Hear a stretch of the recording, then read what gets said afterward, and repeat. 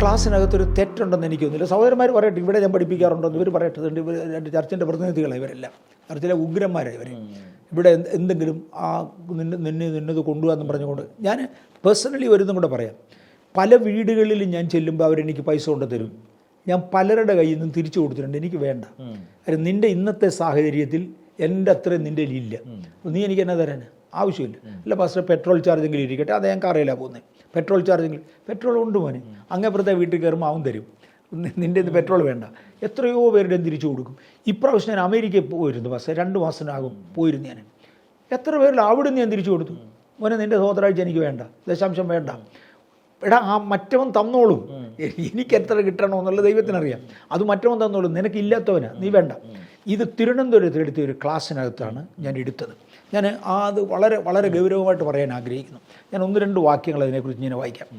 ഈ മലാഖിയുടെ പുസ്തകം തന്നെ 1-ാം അധ്യായം 14-ാം വാക്യത്തിൽ ഞാനിപ്പോൾ തൊട്ട വാക്യം. എന്നാൽ തൻ്റെ ആട്ടിൻകൂട്ടത്തിൽ ഒരാണുണ്ടായിരിക്കെ കർത്താവിന് നേർന്നിട്ട് ഊനമുള്ള ഒരു തള്ളയെ യാഗം കഴിക്കുന്ന വഞ്ചകൻ ശപിക്കപ്പെട്ടവൻ. ഞാൻ മഹാരാജാവല്ലോ, എൻ്റെ നാമം ജാതികളുടെ ഇടയിൽ ഭയങ്കരമായിരിക്കുന്നു എന്ന് സൈന്യങ്ങളുടെ യഹോവ അരുളി ചെയ്യുന്നു. ഈ പുറപ്പാട് പുസ്തകത്തിൽ പറയുന്നുണ്ട്, ദൈവത്തിന് നല്ല ആടിനെ കൊടുക്കണമെന്ന് പറയുന്നു. എടാ, നിൻ്റെ ദേശാധിപതിക്ക് കണ്ണുപൊട്ടിയ ഒരാടിനെ നീ ഒന്ന് കൊടുത്തു നോക്ക്. അവൻ നിന്നിൽ പ്രസാദിക്കുമോ, നിന്നെ ശിക്ഷിക്കുമോ എന്നറിയാം. ഇവിടെ പറഞ്ഞ് ഞാൻ മഹാരാജാവാണ്, ഞാൻ ദേശാധിപതി അല്ല, ഞാൻ അതിനേക്കാൾ ഉന്നതനാണ്. എനിക്ക് തരുന്നത് മാന്യതയുള്ളത് തന്നെ തരണം. ഇത് ഞാൻ ആവർത്തിച്ചും റിപ്പീറ്റ് ചെയ്തും പറഞ്ഞു. ദൈവത്തിന് കൊടുക്കുന്നത് എപ്പോഴും നല്ലത് വേണം. ഈ നമ്പേഴ്സ് 18:29 നിങ്ങൾക്കുള്ള സകല ദാനങ്ങളിലും ഉത്തമമായ എല്ലാറ്റിൻ്റെയും വിശുദ്ധ ഭാഗം നിങ്ങൾ യഹോവയ്ക്ക് ഉദർച്ചാർപ്പണമായി കൊടുക്കണം. നിങ്ങൾക്ക് കിട്ടുന്നതിൻ്റെ ഉത്തമമായത് വേണം ദൈവത്തിന് കൊടുക്കാൻ, താണതല്ല. താണത് ദൈവത്തിന് കൊടുക്കാൻ പാടില്ല. ഇത് ഞാൻ പഠിപ്പിച്ച ഞാൻ പറഞ്ഞു, കീറി പറഞ്ഞ നോട്ട് കൊണ്ടിടുന്നവരുണ്ട്. അങ്ങ് യൂസ്ലെസ്, പ്രയോജനമില്ലാത്ത നോട്ട്, വേറെ ആരും എടുക്കാത്ത നോട്ട്. എനിക്കിപ്പോൾ കടയിൽ പോകുമ്പോൾ ഒരു 4 കീറലുള്ള ഒരു നോട്ട് തന്നാൽ ഞാൻ പറയും വേറൊരു നോട്ട് താ, ഇതങ്ങ് വെച്ചേക്കാൻ എടുക്കത്തില്ല. ഞാൻ എടുക്കത്തില്ല. ഞാൻ കൊണ്ട് കൊടുത്ത് ആരും എടുക്കത്തില്ല. ഇതുപോലുള്ളത് കൊണ്ട് സോദരാഴ്ച ഇട്ട് ചുവന്ന പുള്ളികളുണ്ട്. ഇവർ ദൈവത്തെ അപമാനിക്കാനല്ലേ? അതുകൊണ്ട് അത് ഇടരുത് എന്ന് പറയും. പിന്നെ പിച്ചക്കാശ് ദൈവത്തിന് കൊടുക്കരുതെന്ന് പറഞ്ഞു. ഞാനപ്പോൾ അത് ഒന്ന് വിശദീകരിച്ചോട്ടെ. മലയാളത്തിൽ 2 പദങ്ങളുണ്ട്. ഞാനൊരു ഭാഷാ പണ്ഡിതനല്ല, പക്ഷെ സാധാരണക്കാരൻ ഉപയോഗിക്കുന്ന. ഒന്ന് ഭിക്ഷ കൊടുക്കുക എന്ന് പറയും, 2 പിച്ച.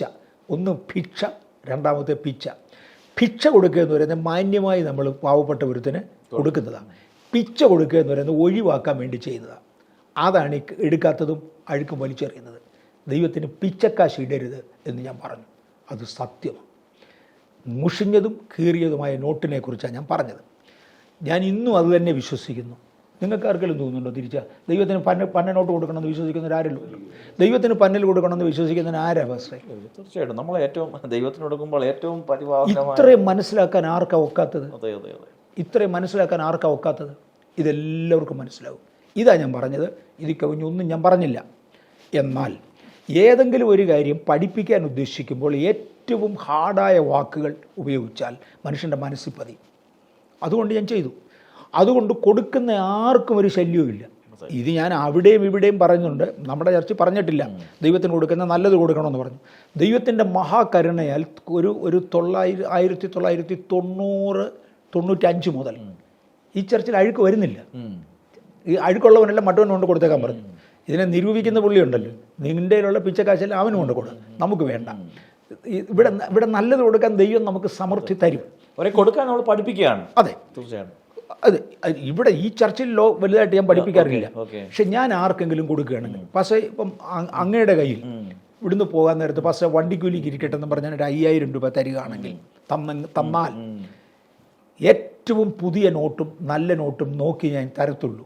കാര്യം ഞാൻ കൊടുക്കുന്നയാൾ അല്ലെ എൻ്റെ കയ്യിൽ നിന്ന് വാങ്ങിക്കുന്നയാൾ എന്നേക്കാൾ മാന്യനാണ്. അതും മനുഷ്യൻ്റെ കാര്യമാണ്. അങ്ങനെയാണ് ദൈവത്തിന് കൊടുക്കുന്നത്. എവറീസിന് ആരുടെയും ദശാംശം വേണ്ട. ദൈവത്തിൻ്റെ കരുണയാൽ ഞാനൊരു ആയുസ് അധ്വാനിച്ചാണ് ജീവിച്ചത്. എനിക്ക് ഇന്നും എൻ്റെ പെൻഷൻ, ഡീസൻറ്റ് പെൻഷനുണ്ട്. അപ്പോൾ എനിക്ക് അതുകൊണ്ട് ജീവിക്കാനുള്ളത് അത് കവിഞ്ഞൊന്നുമില്ല.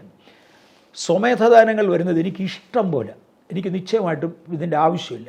ഞാനിങ്ങനെ പഠിപ്പിച്ചു. അതിനകത്ത് തെറ്റുണ്ടെങ്കിൽ നിങ്ങൾ പറ. അല്ല, ദൈവത്തിന് കൊടുക്കുന്നത് പിച്ചക്കാശ് വേണം, ദൈവത്തിന് കൊടുക്കുന്നത് മുഷിഞ്ഞ നോട്ട് വേണം, ദൈവത്തിന് കൊടുക്കുന്നത് കീറിയ നോട്ട് വേണം, ദൈവത്തിന് കൊടുക്കുന്നത് വേറെ ആർക്കും എടുക്കാത്ത നോട്ട് വേണം. അങ്ങനെ പറ.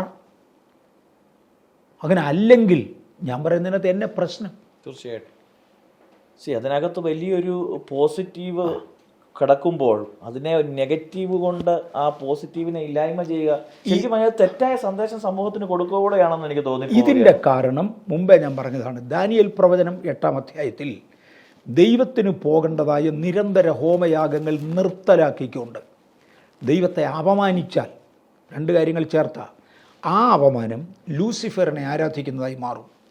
എൻ്റെ സഹശുശ്രൂഷകന്മാരെ കൊണ്ടും സഹവിശ്വാസികളെ കൊണ്ടും ലൂസിഫറിനെ ആരാധിപ്പിക്കാൻ വേണ്ടി ആളുകൾ കണ്ടുപിടിച്ച, അല്ലെ ലൂസിഫർ കണ്ടുപിടിച്ച ഒരു മാർഗമാണ്. ഈ അന്ത്യകാലത്ത് ഇതെല്ലാം സംഭവിക്കും. അന്നാണ് ഈ ദുരാത്മാവ് കൂടുതൽ വ്യാപരിക്കുന്നത്, എതിർ ക്രിസ്തുവിൻ്റെ ആത്മാവ് കൂടുതലായിട്ട് വരുന്നത്. ഈ തീമോത്തിയോസിൻ്റെ 2-ാം ലേഖനം 3-ാം അധ്യായം, ആ 3-ാം അധ്യായം മുഴുവനും തന്നെ നമ്മൾ വായിക്കേണ്ടതാണ്. അതിനകത്ത് 1 മുതൽ 5 വരെയുള്ള വാക്യങ്ങൾ ഞാൻ ജസ്റ്റ് ഒന്ന് നോക്കാം. അന്ത്യകാലത്ത് ദുർഘട സമയങ്ങൾ വരും എന്നറിയുക. മനുഷ്യർ സ്വസ്നേഹികളും ദ്രവ്യാഗ്രഹികളും വമ്പ് പറയുന്നവരും അഹങ്കാരികളും ദൂഷകന്മാരും അമ്മയപ്പന്മാരെ അനുസരിക്കാത്തവരും നന്ദി കെട്ടവരും അശുദ്ധരും വാത്സര്യമില്ലാത്തവരും ഇണങ്ങാത്തവരും ഏഷണിക്കാരും അജിതേന്ദ്രിയന്മാരും ഉഗ്രന്മാരും സൽഗുണദ്വേഷികളും ദ്രോഹികളും ധാഷ്ട്യക്കാരും നിഗളികളുമായി ദൈവപ്രിയമില്ലാതെ ഭോഗപ്രിയരായി ഭക്തിയുടെ വേഷം ധരിച്ച് അതിൻ്റെ ശക്തി ത്യജിക്കുന്നവരായിരിക്കും. അങ്ങനെയുള്ളവരെ വിട്ടൊഴിയുക. 5 വരെയുള്ള വാക്യമാണ്. 12 മുതൽ 15 വരെയുള്ള വാക്യങ്ങളിൽ ഇവരെക്കുറിച്ച് തന്നെ പറയുക. അന്ത്യകാലത്ത് എഴുന്നേൽക്കുന്ന ഈ തലമുറ. എന്നാൽ ക്രിസ്തുവിൻ ഭക്തിയോടെ ജീവിപ്പാൻ മനസ്സുള്ളവർക്കെല്ലാം ഉപദ്രവം ഉണ്ടാകും. ദുഷ്ടന്മാരും മായാവികളും വഞ്ചിച്ചും വഞ്ചിക്കപ്പെട്ടും കൊണ്ട് മേൽക്കുമേൽ ദോഷത്തിൽ മുതിർന്നു വരും. കാലം കഴിയും തോറും വഞ്ചിക്കുന്നവരുടെ എണ്ണം കൂടും. ഇവരിന്ന് നോട്ടിനെ കുറിച്ച് പറഞ്ഞ് ദൈവത്തെ സ്തുതിക്കുന്നതിന് പകരം ദൈവത്തിന് വേണ്ടി പ്രയോജനപ്പെടുന്നവനെ അപമാനിക്കുക. പക്ഷേ എനിക്ക് തോന്നുന്നത് സമകാലിക മലയാളികളുടെ കൂട്ടത്തിൽ ഞാനൊരു സ്വയപ്രശംസയായി പറയുന്ന തെറ്റിദ്ധരിക്കരുത്. എൻ്റെ സഹോദരന്മാരിരിക്കുന്നു, ഇവർ വളർന്നു വരേണ്ടവരാണ്. ബഥേലിൽ നടന്നതുപോലെ വീര്യപ്രവൃത്തികൾക്ക് വേണ്ടി ദൈവം ഉപയോഗിച്ചവരും ഇവിടെ നടന്നതുപോലെ ഒരു വളർച്ചയ്ക്ക് വേണ്ടി ദൈവം ഉപയോഗിച്ചവരുമായ 2ാമതൊരു മലയാളി ഉണ്ടെങ്കിൽ കണ്ടാൽ സന്തോഷമാണ്. ഇന്ന് മലയാളക്കരയിൽ ദൈവം ഞങ്ങളെ ഉപയോഗിച്ചതുപോലെ ഈ ചർച്ചിൽ റീസെൻ്റായിട്ട് ഞങ്ങൾ അക്കൗണ്ട് എടുക്കുന്നില്ല. അക്കൗണ്ട് എടുത്തിരുന്നത് എനിക്ക് തോന്നുന്നത് 2000-ഓടുകൂടെ അക്കൗണ്ട് എടുക്കുന്നത് നിർത്തി. അപ്പോൾ സാധാരണ ഒരാളിനോട് വഴക്കിടുന്ന പോലെ അല്ല എമ്മവരീസിനെ അപമാനിക്കുന്നത്. എമ്മവരീസിനെ അപമാനിച്ചാൽ അത് ദൈവത്തെ അപമാനിക്കുക. അതിൻ്റെ മഹത്വം ലൂസിഫറിനാണ്. പാവം പിടിച്ച ബന്ധക്കോസുകാരനൊക്കെ ഇതിന് മുമ്പ് തംസപ്പ് കാണിച്ചു വെക്കും, ഗേൾട്ട് ലൈക്ക് അടിച്ചു കാണിക്കും. അപ്പോൾ ഇവൻ്റെ എല്ലാ ആരാധന ലൂസിഫറിന് പോകാം. അത് വരാൻ വേണ്ടി ചെയ്യുന്നതാണ്. എന്നാൽ ക്രിസ്തുവേശുവിൽ ഭക്തിയോടെ ജീവിപ്പാൻ മനസ്സുള്ളവർക്കെല്ലാം ഉപദ്രവം ഉണ്ടാകും. എനിക്കും അതുണ്ട്. ദുഷ്ടന്മാരും മായാവികളും വഞ്ചിച്ചും വഞ്ചിക്കപ്പെട്ടും കൊണ്ട് മേൽക്കുമേൽ ദോഷത്തിൽ മുതിർന്നു വരും. പക്ഷെ സഭയോട് പറയുന്ന പദം നീയോ, ഇവിടെയാണ് തീമോത്തിയോസിനോട്, നീയോ ഇന്നവരോട് പഠിച്ചുവെന്ന് ഓർക്കുകയും ക്രിസ്തുവേശുവിലുള്ള വിശ്വാസത്താൽ എന്നെ രക്ഷയ്ക്ക് ജ്ഞാനിയാക്കുവാൻ മതിയായ തിരുവെഴുത്തുകളെ ബാല്യം മുതൽ അറിയുകയും ചെയ്യുന്നതുകൊണ്ട് നീ പഠിച്ചും നിശ്ചയം പ്രാപിച്ചും ഇരിക്കുന്നതിൽ നിലനിൽക്കുക. എന്നെ പഠിപ്പിച്ചതും ഞാൻ പഠിച്ചതും ദൈവത്തിന് നല്ലത് കൊടുക്കണമെന്നാണ്. അതിനകത്ത് നിലനിൽക്ക്. വല്ലുവനുമൊക്കെ ഇത് പറഞ്ഞെന്ന് വരും. ഇനിയും അതിൻ്റെ 10ഉം 11ഉം വാക്യങ്ങൾ ഇടയ്ക്ക് വായിക്കേണ്ടതാ. നീയോ എൻ്റെ ഉപദേശം, നടപ്പ്, ഉദ്ദേശം, വിശ്വാസം, ദീർഘക്ഷമ, സ്നേഹം, സഹിഷ്ണുത എന്നിവയെയും അന്ത്യോക്യയിലും ലുസ്രയിലും എനിക്ക് സംഭവിച്ച ഉപദ്രവങ്ങളും കഷ്ടാനുഭവങ്ങളും കണ്ടറിഞ്ഞിരിക്കുന്നു. ഞാൻ എന്തെല്ലാം ഉപദ്രവം സഹിച്ചു, അതിൽ നിന്നെല്ലാം കർത്താവ് എന്നെ വിടിവിച്ചു. ഇതിനകത്തൊന്നും കർത്താവ് വിടിവിക്കും. എനിക്ക് ഇതൊരു ലജ്ജയല്ല. ഞാൻ സ്നാനപ്പെട്ട അന്ന് എൻ്റെ തലമുറയിൽ രക്ഷിക്കപ്പെട്ട എൻ്റെ ഗ്രാമത്തിൽ നിന്ന് രക്ഷിക്കപ്പെട്ട 1ാമത്തെ ആളാണ്. എൻ്റെ സ്കൂളിൽ വെച്ച് രക്ഷിക്കപ്പെട്ട് സ്നാനപ്പെട്ട് വെച്ച് ചർച്ചിലോട്ട് ചെല്ലുന്ന 1ാമത്തെ ആൾ ഞാനാണ്. സ്കൂൾ വിട്ട് ഇങ്ങോട്ട് ഇറങ്ങുമ്പോൾ കുട്ടികൾ വട്ടം കൂടി. യാക്കോബയ മാനേജ്മെൻറ്റ് സ്കൂളിലാണ് പഠിച്ചത്. പഠിപ്പിച്ച അധ്യാപകന്മാർ മിക്കവരും അച്ഛന്മാരും ബിസ്കി അമ്മമാരുമാണ്. ഇവരെ പൂഴി വാരി മുകളിലോട്ട് എറിഞ്ഞ് പോയിന്ന് വിളിച്ചാണ് എന്നെ വീട്ടിൽ കൊണ്ട് വിട്ടത്. എനിക്ക് ലജ്ജ എന്ന് വരെ തോന്നിയില്ല. തനി മലയാളത്തിൽ പറഞ്ഞാൽ നല്ല തൊലിക്കെട്ടിയ കാര്യം. കർത്താവിന് വേണ്ടി ലജ്ജ സഹിച്ച് ഞാൻ പഠിച്ചു. അപ്പോൾ എനിക്ക് ആ ട്രെയിനിങ് തന്നേച്ച് എന്നെ ഇങ്ങോട്ട് വിട്ടത്. പട്ടാളത്തിൽ ട്രെയിനിങ് ഇല്ലാതെ ഒരുത്തരെ ഒരു പണി ഏൽപ്പിക്കത്തില്ല. പക്ഷേ എനിക്കിന്ന് ലജ്ജ ഒരു വിഷയമല്ല. എന്നാൽ ലജ്ജിക്കുന്ന അനേക ആയിരങ്ങളുണ്ട്. ഈ സഹോദരന്മാരെന്നെക്കുറിച്ച് ലജ്ജിക്കാത്തത് കൊണ്ട് ഞാൻ ദൈവത്തെ സ്തുതിക്കുന്നു. ലജ്ജിക്കുന്ന അനേകരുണ്ട്. അവർ കൃപയിൽ നിന്ന് അന്യപ്പെട്ടു പോകുക, അനേകരെ അതിനുവേണ്ടി കൊണ്ട് കളയുക. 1 തീമോത്തിയോസ് 6-ാം അധ്യായം 11-12 വാക്യങ്ങളിൽ നീയോ ദൈവത്തിൻ്റെ മനുഷ്യനായുള്ളവയെ അത് വിട്ടോട്. ഈ ജഡമയത്വം, ഈ ജഡസുഖം എന്നിവ ഒത്തിരി കാര്യങ്ങളുണ്ട്. വിട്ടോടി നീതി, ഭക്തി, വിശ്വാസം, സ്നേഹം, ക്ഷമ, സൗമ്യത എന്നിവയെ പിന്തുടരുക. വിശ്വാസത്തിൻ്റെ നല്ല പോർ പൊരുതുക. നിത്യജീവനെ പിടിച്ചുകൊള്ളുക. അതിനായി നീ വിളിക്കപ്പെട്ടു. അനേകം സാക്ഷികളുടെ മുൻപാകെ നല്ല സ്വീകാര്യം കഴിച്ചുവല്ലോ. ഇതിനെക്കുറിച്ച് ഒരു പുള്ളിക്കാരൻ എഴുതിയിരിക്കുന്നതും കണ്ടു. സാധാരണഗതി ഞാൻ നിരൂപണ ലേഖനം വായിക്കത്തില്ല. കാര്യം അതുകൊണ്ട് എനിക്ക് ആത്മീക വർധന ഉണ്ടാകുന്നില്ല. എന്നാൽ വ്യക്തിപരമായി എന്നെ ആരെങ്കിലും നിരൂപിച്ചാൽ ഞാൻ ഒറ്റ മനുഷ്യൻ്റെ പേരെടുത്ത് ഉപദ്രവിക്കത്തില്ല. കാരണം എൻ്റെ സംസ്കാരം അതിനേക്കാൾ മേളില്ല. നമുക്കൊരിക്കലും വി കനോട്ട് സ്റ്റൂപ്പ് ബാക്ക്, അങ്ങ് താവോട്ട് പോകാനൊക്കത്തില്ല.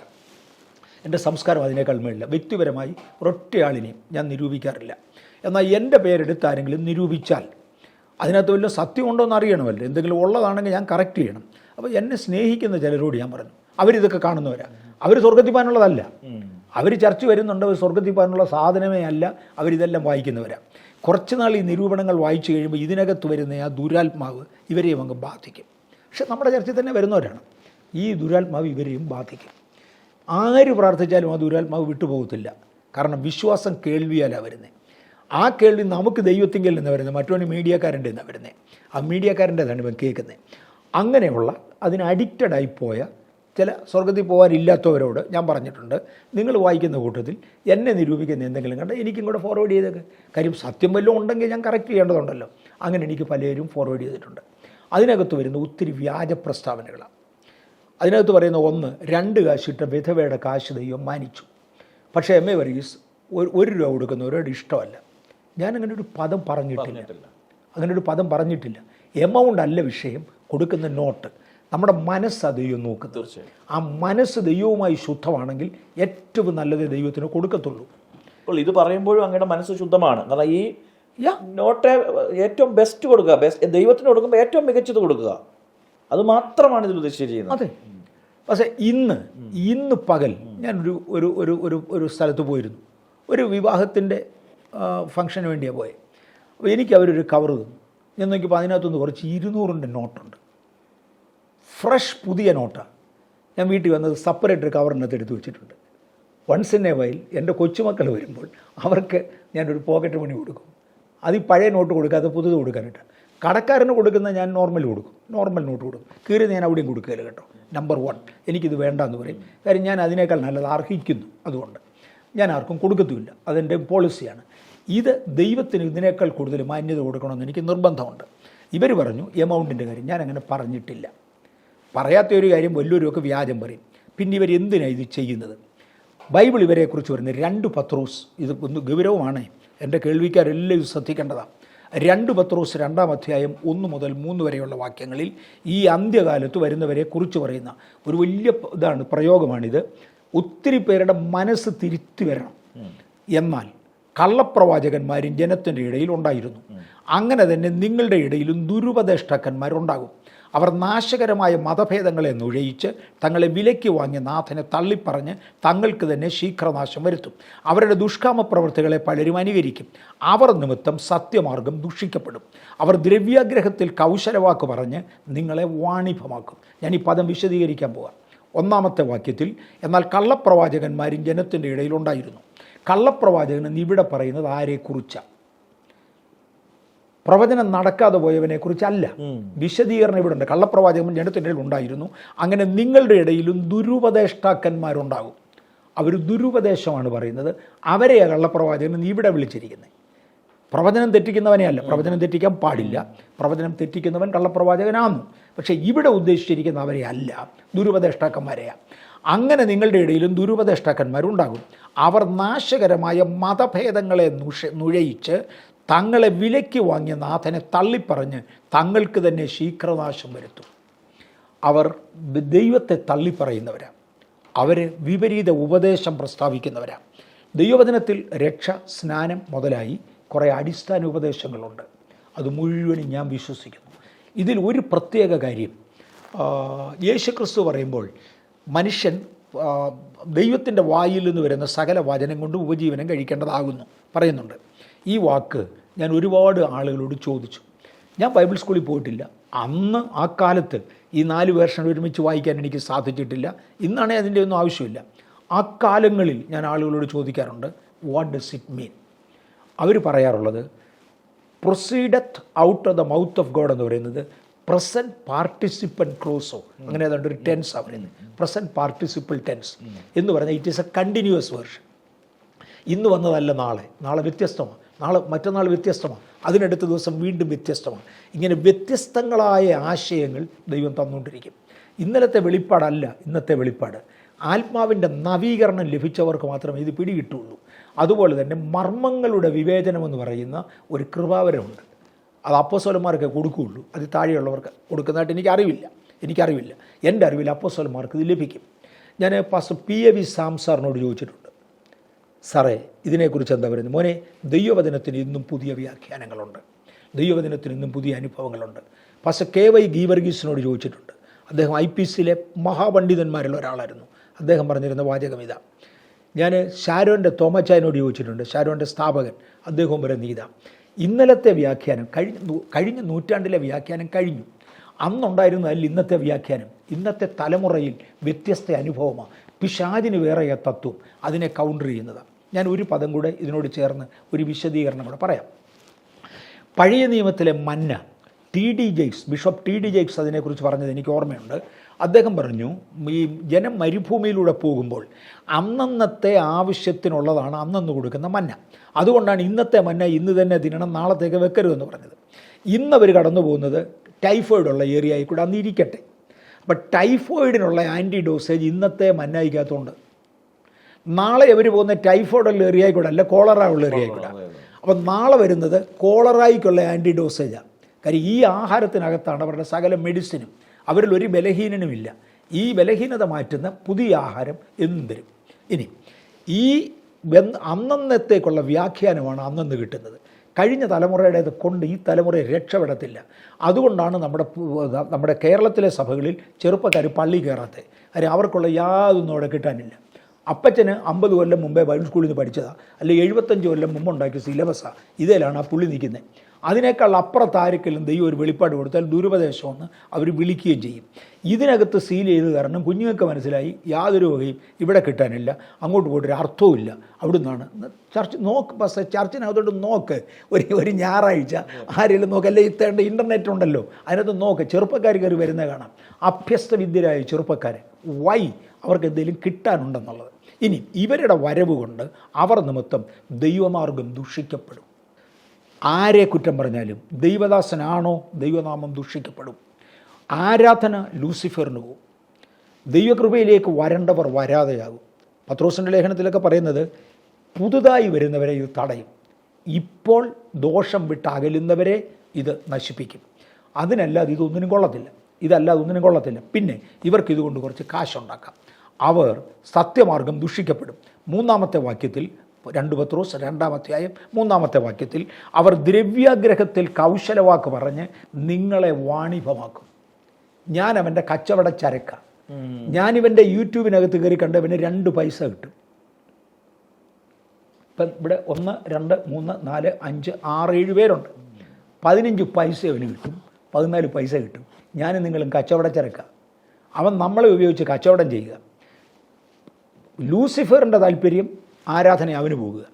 യവനോടിപ്പം എന്നെ ആരാധിക്കണമെന്ന് പറഞ്ഞ് ഇവൻ അതിനും പോകില്ല. നിനക്ക് 15, 14 പൈസ തരാം, ആരാധന എനിക്ക് പിടിച്ചു തരാൻ പറയും, പിടിച്ചു കൊടുക്കും. ഇങ്ങനെയാണ് ഈ ദുഷിക്കുന്ന മാർഗങ്ങൾ ഉണ്ടാകുന്നത്. ഇതിനകത്ത് യാഥാർത്ഥ്യമില്ല. ഞാൻ പറഞ്ഞല്ലോ, ദൈവത്തിന് നല്ലത് കൊടുക്കണമെന്ന് ഞാൻ പറഞ്ഞു. അടുത്തത്, ഈ മന്ന വരുന്നത് മഞ്ഞിനകത്ത് പൊതിഞ്ഞ് കിട്ടിയ. അന്നത്തെ എനിക്ക് മനസ്സിലാകുന്നതനുസരിച്ച് ഒരു ലെയർ മഞ്ഞ് പെയ്യും, അതിൻ്റെ മേളിൽ മഞ്ഞ് വീഴും, വീണ്ടും മന്ന വീഴും, വീണ്ടും അതിൻ്റെ മേലിൽ മഞ്ഞ് വീഴും. ചുരുക്കി പറഞ്ഞാൽ മന്നയുടെ ഓരോ കഷണവും മഞ്ഞുകട്ടയ്ക്കകത്ത് കെട്ടിയാണ് വരുന്നത്. ഇതിനകത്തെ മഞ്ഞ് തിന്നാൻ കൊള്ളുകയില്ല. പക്ഷെ മഞ്ഞില്ലാതെ മന്ന വരത്തില്ല. മനുഷ്യ വാക്കുകൾക്കകത്താണ് ഈ പദം ചെല്ലുന്നത്. ഇതിനകത്തെ ദൈവവചനമാണ് വേണ്ടത്. അത് ആത്മീയനെടുക്കും. ജഡീയൻ ഇതിനകത്തെ മഞ്ഞും കൊണ്ട് നടക്കും, തണുക്കുന്നു, അതിനവിടെ മൂലയുണ്ട്, ഇവിടെ മൂലയുണ്ട്, ആ വാചകം കട്ടിയായി പോയി, ഇത് അഹങ്കാരമായി പോയി. മോനെ, പറയുമ്പോൾ മനുഷ്യൻ്റെ അകത്ത് കയറാൻ വേണ്ടി നല്ല ലാംഗ്വേജ് ഉപയോഗിക്കും. പ്രത്യേകിച്ചും ദൈവനാമത്തെ അപമാനിക്കുന്നു, ദൈവത്തെ അപമാനിക്കുന്നു കാണുമ്പോൾ നിൻ്റെ ആലയത്തെക്കുറിച്ചുള്ള എരിവെന്നെ തിന്നുകളയും. യേശു ചമ്മട്ടി ഉണ്ടാക്കി അടിച്ചു, സർപ്പസന്തതികളെ എന്ന് വിളിച്ചു, വെള്ളതേച്ച ശവക്കല്ലറെ എന്ന് വിളിച്ചു. അത്രയൊന്നും കഠിന പദം ഞാൻ ഉപയോഗിക്കുന്നില്ല. രാജാവിൻ്റെ കാര്യമാണ് പറഞ്ഞാൽ നിങ്ങൾ പോയ കുറുക്കനോട് പറയാം. ഞാൻ ഇങ്ങനത്തെ കഠിന പദങ്ങൾ ഉപയോഗിക്കുന്നില്ല, കാര്യം ഞാൻ ദൈവം അല്ലല്ലോ. എന്നാൽ യേശുവിൻ്റെ പാറ്റേൺ ഇതാ, യേശുവിൻ്റെ പാറ്റേൺ ഇതാ. ദുർവ്യാഖ്യാനങ്ങൾ പലയിടത്തും ഉണ്ടാകാം. ഇതിനകത്ത് ഞാൻ പറഞ്ഞില്ല, എൻ്റെ കയ്യിൽ എവിടെയെങ്കിലും ഒരു തെറ്റ് കണ്ടു വന്നു എന്ന് എനിക്ക് തോന്നിയാൽ ഞാൻ ഓപ്പണായി ക്ഷമ ചോദിക്കും. ഞാനൊരിക്കൽ ബാംഗ്ലൂർ ചർച്ചിൻ്റെ വെളിയിലൊരു സ്ഥലത്ത് ക്ലാസ് എടുക്കുമ്പോൾ, അക്രൈസ്തവരായ ഒരു കമ്മ്യൂണിറ്റി ഉള്ള ഒരു സ്ഥലത്ത് ക്ലാസ് എടുത്തപ്പോൾ അവരുടെ ഹൃദയത്തിന് ഫീലിംഗ് ഉണ്ടാകുന്ന, നമ്മുടെ ചർച്ചിന് വേണ്ടി, അകത്ത് നമ്മുടെ ചർച്ചിന് വേണ്ടിയാണ് ഞാൻ പ്രസംഗിച്ചത്, പക്ഷേ വെളിയിൽ നിന്ന് കേൾക്കുന്നവരുടെ മനസ്സിന് പ്രയാസം ഉണ്ടാകുന്ന ചില പദങ്ങൾ വന്നു, ചില സാഹചര്യങ്ങൾ വന്നു. ഞാനതിന് ഓപ്പണായി യൂട്യൂബിലൂടെ ക്ഷമ ചോദിച്ചു. ഞാൻ പറഞ്ഞത് തെറ്റിപ്പോയിട്ടല്ല, നിങ്ങളുടെ വികാരങ്ങളെ മുറിപ്പെടുത്തി തെറ്റിപ്പോയി. I know it. കഥ അടച്ചിട്ടുകൊണ്ട് അകത്ത് കൊടുക്കേണ്ട ക്ലാസ് ആയിരുന്നു, അതെനിക്ക് ഒത്തില്ല. നിങ്ങളുടെ വികാരങ്ങളെ മുറിപ്പെടുത്തിക്കൊണ്ട് പറഞ്ഞത് ക്ഷമിക്കണം. കാര്യം ഞാൻ തെറ്റ് ചെയ്താൽ ക്ഷമ ചോദിക്കുക എന്നുള്ളത് എൻ്റെ റൈറ്റാണ്. പക്ഷേ അതെടുത്ത് പരസ്യപ്പെടുത്തുക എന്നുള്ളത് എൻ്റെ ജോലിയല്ല. അങ്ങനെ പരസ്യപ്പെടുത്തുന്ന എൻ്റെ ജോലിയല്ല. ഈ എസെക്കിയേൽ പ്രവചനം 13 ഈ എതിർ ക്രിസ്തുക്കളെക്കുറിച്ച്, അല്ലെങ്കിൽ ഈ കള്ളപ്രവാചകന്മാരെക്കുറിച്ച്, ദുരുപദേഷ്ടാക്കന്മാരെക്കുറിച്ച് പറഞ്ഞിരിക്കുന്നത് 13:18 മുതൽ 20 വരെയാണ്. നിങ്ങൾ എൻ്റെ ജനത്തിൽ ചില ദേഹികളെ വേട്ടയാടി കൊല്ലുകയും നിങ്ങളുടെ ആദായത്തിനായി ചില ദേഹികളെ ജീവനോടെ രക്ഷിക്കുകയും ചെയ്യുന്നു. മരിക്കരുതാത്ത ദേഹികളെ കൊല്ലേണ്ടതിനും ജീവിച്ചിരിക്കാത്ത ദേഹികളെ ജീവനോടെ രക്ഷിക്കേണ്ടതിനും നിങ്ങൾ ഭോഷ്ക് കേൾക്കുന്ന എൻ്റെ ജനത്തോട് ഭോഷ്ക് പറയുന്നതിനാൽ എൻ്റെ ജനത്തിൻ്റെ ഇടയിൽ ഒരു പിടി യവത്തിനും ഒരപ്പ കഷണത്തിനും വേണ്ടി എന്നെ അശുദ്ധമാക്കിയിരിക്കുന്നു. അതുകൊണ്ട് യഹോവയായ കർത്താവ് ഇപ്രകാരം അരുളി ചെയ്യുന്നു, ദേഹികളെ പറവകളെപ്പോലെ വേട്ടയാടുന്ന നിങ്ങളുടെ രക്ഷയ്ക്ക് ഞാൻ വിരോധമായിരിക്കും. ഇവിടെ ഒരുത്തനെക്കുറിച്ച് ഇവിടെ കൊടുത്തിരിക്കുന്ന പദം ഭയങ്കരമാണ്. ഒരു വേശ്യയ്ക്ക് വേണ്ടി ഇസ്രായേലിലെ ഒരു ബാലനെ കൊടുക്കും. ഒരു ഉപദേശിയെ കുരുതി കഴിച്ച് അവൻ 2 പൈസ ഉണ്ടാക്കുന്നു. 2 പൈസ ഉണ്ടാക്കാൻ വേണ്ടി ഒരു ഉപദേശിയെ കുരുതി കഴിക്കും. അവനങ്ങ് നശിച്ചു. ഓക്കെ, അവൻ നന്നാകാൻ പോകുന്നവനല്ല, അവൻ നശിക്കാനുള്ളവനാണ്. അവൻ സ്വർഗത്തിന് വേണ്ടി വിധിക്കപ്പെട്ടവനല്ല, നരകത്തിന് വിധിക്കപ്പെട്ടവനാണ്. പക്ഷേ ഇത് കാണുന്ന വിശുദ്ധനോ, അവൻ തെറ്റിദ്ധരിക്കപ്പെടും. അവനും ഇതിന് പോയി ലൈക്കടിക്കും, അവനിത് കംപ്ലീറ്റ്ലി കാണും. ഇനിയും അവരുടെ ഹൃദയത്തിൽ അടുത്ത പടിയിലോട്ട് ഞാൻ പോവുക. ഇപ്പം നമ്മൾ ഇത്രയും പേരിരിക്കുക, ഇതിൻ്റെ നടുക്കോട്ട് ഒരു നിരൂപകൻ്റെ നിരൂപണം കേട്ടു. ഇതിനകത്തുനിന്ന് ആരും ഇതിനകത്തുനിന്ന് നമ്മൾ അംഗീകരിക്കാൻ പോകുന്നില്ല, നിരൂപണം അംഗീകരിക്കാൻ പോകുന്നില്ല. പക്ഷെ 50 പേരുള്ള ഒരു സദസ്സാണെങ്കിൽ ചിലപ്പം 5 or 6 പേര്, ചിലപ്പം 5 പേര് രക്ഷിക്കപ്പെട്ടവരെ കാണത്തുള്ളൂ. അങ്ങനെയാണെങ്കിൽ 45 പേര് തെറ്റിയെന്നിരിക്കും. അവരത് വിശ്വസിക്കും. ഭോഷ്കും സത്യവും കൂടി ഒരുമിച്ച് വന്നാൽ അവർ ഭോഷ്ക് വിശ്വസിക്കും. 2 തെസ്സലോനിക്കർ 2-ാം അധ്യായം 11-12 എഗെയിൻ എതിർ ക്രിസ്തുവിൻ്റെ സമയമാകുമ്പോൾ, വ്യാജാത്മാവ് വരുന്നു കഴിയുമ്പോൾ നടക്കുന്നത്, സത്യത്തെ വിശ്വസിക്കാതെ അനീതിയിൽ രസിക്കുന്ന ഏവർക്കും ന്യായവിധി വരേണ്ടതിന് ദൈവം അവർക്ക് ഭോഷ്ക് വിശ്വസിക്കുമാറ് വ്യാജത്തിൻ്റെ വ്യാപാര ശക്തി അയക്കുന്നു. ദൈവത്തിൻ്റെ നിന്ന് വരുന്ന ഒരു വ്യാപാര ശക്തിയാണ്. എന്തിനാണ്? നീ ഭോഷ്ക് വിശ്വസിക്കണം, നീ അധിക നരകത്തിന് അംശിയാകണം. ഇത് എല്ലാം ബൈബിളിനകത്തുള്ളതാണ്. ഇങ്ങനെ ഒരു ദുരാത്മാവ് വ്യാപരിക്കുന്നതുകൊണ്ട് അനേകർ കുറ്റം പറയാൻ ഒരുങ്ങും. ഇവരെ നമ്മളെ വാണിഭമാക്കുകയാണ്, ഇതിൽ കവിഞ്ഞൊന്നുമില്ല. എനിക്കൊന്ന് ഞങ്ങളുടെ യൂട്യൂബിനകത്ത് നല്ല പരസ്യമുണ്ടെന്ന് തോന്നുന്നു. ഞങ്ങൾ ഇവിടുത്തെ ഉപവാസ പ്രാർത്ഥനയൊക്കെ നടക്കുമ്പോൾ ആദ്യമേ മാസികകൾക്ക് പരസ്യം കൊടുക്കുമായിരുന്നു. ഒരു 2-3 മാസികകൾക്ക് കൊടുത്തു കഴിഞ്ഞപ്പം വേറൊരു മാസികക്കാരൻ വിളിച്ചു, ഞങ്ങൾക്ക് എന്താ പരസ്യം തരാഞ്ഞ്, പൈസയ്ക്ക് വേണ്ടിയിട്ടാണ്. അങ്ങനെ വിളിച്ചു ചോദിച്ചു. അപ്പോൾ ആ ഒരു സാഹചര്യത്തിൽ ഞാൻ ഓർത്തിടെ ഇങ്ങനെ കൊടുക്കാന്നിപ്പോൾ എത്ര പേർക്കാണ് കൊടുക്കുന്നത്? ഒത്തിരി പേർക്ക് കൊടുക്കേണ്ടി വരും. ഞാനിവിടെ ഉപവാസ പ്രാർത്ഥനയ്ക്ക് വന്നവരോട്, നമുക്കിവിടെ വരുമ്പം ലോകത്തിലെ പല രാജ്യങ്ങളിൽ നിന്നുള്ള ആളുകൾ വരും, ഇന്ത്യയുടെ മിക്ക സ്റ്റേറ്റുകളിൽ നിന്ന് വരും, കേരളത്തിലെ എല്ലാ ഡിസ്ട്രിക്റ്റിൽ നിന്നും വരും. അപ്പോൾ ഞാൻ ഒരിക്കലും ഇവിടെ ചോദിച്ചു, പത്രത്തിലെ പരസ്യം കണ്ട് അല്ലെങ്കിൽ മാസികയിലെ പരസ്യം കണ്ട് വന്നവരെ എത്രയുണ്ട്? നമ്മുടെ ചർച്ചയിൽ നിന്ന് അനൗൺസ് ചെയ്ത് കേട്ട വന്ന എത്ര പേരുണ്ട്? പക്ഷേ ഒരു 100-ലധികം പേര് വന്നതിൽ ഒരാൾ പോലും മാസിക വായിച്ചു വന്നവരില്ല. Not one. ഞാൻ വീട്ടിൽ ഈ മാസിക എല്ലാം കൂടെ കൂടിയിട്ടും നമുക്ക് വരാനുള്ളതിനകത്ത് അത്രയും ഇമ്പാക്റ്റ് ഉള്ളൂ. അതുകൊണ്ട് നിങ്ങൾ നിർത്തിയേക്കാം. ഞങ്ങളത് കംപ്ലീറ്റ് ആയിട്ട് നിർത്തി. ഞങ്ങൾക്ക് നല്ല ഇമ്പാക്റ്റ് ഉണ്ട്. തീർച്ചയായിട്ടും. പക്ഷെ ഇന്നും ഒറ്റ മനുഷ്യനെ പേര് പറഞ്ഞ് കുറ്റം പറയാൻ ഞങ്ങളില്ല. കാരണം ഞങ്ങളുടെ കൾച്ചർ അതിൻ്റെ മേളിലാണ്, അത്രയും താഴെയല്ല, അതിൻ്റെ മേളിലാണ്. ഞാൻ ചില സമയത്ത് പറയാറുണ്ട്, എൻ്റെ അമ്മ പഠിപ്പിച്ചത് ഇങ്ങനെ ആയിരിക്കും, അതുകൊണ്ടായിരിക്കും, അല്ലേ ഇപ്പോൾ എന്തോ പറയാനാ. പിന്നെ വേറൊരു കാര്യമുണ്ട്, നല്ലതും തീയതും കൂടെ ഒരുമിച്ച് വന്നാൽ. ഒരാൾ പറഞ്ഞു ഒരു വാചകം തെറ്റിപ്പോയി, എൻ്റെ പൊന്നെ നീ ഈ വാചകത്തെ കിടന്ന് കടിക്കാതെ, അത് മഞ്ഞ, അത് തട്ടിക്കളാ. ഈ വാചകത്തിനകത്ത് പാക്ക് ചെയ്തിരിക്കുന്ന ഒരു ദൈവവചനമുണ്ട്, അതാണ് ഇവരുടെ ഹൃദയത്തിൽ ഇടപെട്ടത്, അതുകൊണ്ടാണ് ഇവർ രക്ഷപ്പെട്ടത്. അവർ ആ ദൈവവചനം അവരുടെ അകത്ത് കയറി. എന്നാൽ ഈ വാക്കുകൾ കടിക്കുന്നവരുണ്ട്, അത് തണുപ്പ് കൂടിപ്പോയി, മോനെ ഉണ്ടായിരുന്നു എന്നൊക്കെ ഇതൊക്കെ പറഞ്ഞുകൊണ്ടിരിക്കും. മോനെ അതിനല്ല പറഞ്ഞത്, എൻ്റെ ഇൻറ്റൻറ്റ് എന്തുവാ, ഞാൻ എന്ത് ഉദ്ദേശത്തിന് വേണ്ടി പറഞ്ഞു, എൻ്റെ ഉദ്ദേശശുദ്ധി ഉള്ളിടത്തോളം ശുദ്ധനത് മനസ്സിലാവും. പിന്നെ മലയാളത്തിൽ വേറൊരു പഴഞ്ചൊല്ലുണ്ട്, ചോരയുള്ള ക്ഷീരമുള്ള ഒരകിട്ടിൻ ചുവട്ടിലും ചോര തന്നെ കൊതുകിന് കൗതുകം. ഈ തിന്മ തന്നെ തപ്പി നടക്കുന്നവരുണ്ട്, അതവൻ്റെ ജന്മദോഷമാണ്. കൊതുകായി ജനിച്ചുപോയി, ഇപ്പോൾ എന്തോ ചെയ്യാനാ, അതിനെക്കൊണ്ട് ഇതേ ഒക്കുകയുള്ളൂ. അത് ജന്മദോഷമാണ്, അല്ലാതെ കൊണ്ട് അത് യാഥാർത്ഥ്യമല്ല. ഇത് എൻ്റെ അഭിപ്രായം. ഇവർക്കാർക്കെല്ലാം ഇതിൽ അഭിപ്രായം പറയാനുണ്ടെങ്കിൽ പറയട്ടെ. ഞാനിവിടെ 42 വർഷമായി ശുശ്രൂഷിക്കുന്നു, 42 വർഷം ഒരേ ചർച്ചിൽ, ഈ ഒറ്റ ചർച്ചിൽ അനാവശ്യമായി എന്തെങ്കിലും 42 വർഷത്തിനോടകം കണ്ടെങ്കിൽ, ഈ സാമ്പത്തിക വിഷയത്തിൽ ഒറ്റ അതിക്രമം ഈ 42 വർഷത്തിനകം കണ്ടെങ്കിൽ ആരെങ്കിലും ഒരാൾ പറയട്ടെ. പക്ഷേ ഞാൻ എൻ്റെ അനുഭവത്തിൽ നിന്ന് ഒരു കാര്യം പറയാം. 1990 ആദ്യം ഞാൻ മിനിസ്ട്രിക്ക് വേണ്ടി അമേരിക്കയ്ക്ക് പോയി വരുന്നത്. ഇവിടെ വന്നു കഴിഞ്ഞപ്പോൾ എൻ്റെ നാട്ടുകാരൻ ഒരാൾ, ഒരു മാസികയുടെ എഴുത്തുകാരനാണെന്ന് പറയുന്നത്, എഡിറ്ററോ എന്നതോ ഒന്നാന്ന് പറയുന്നു.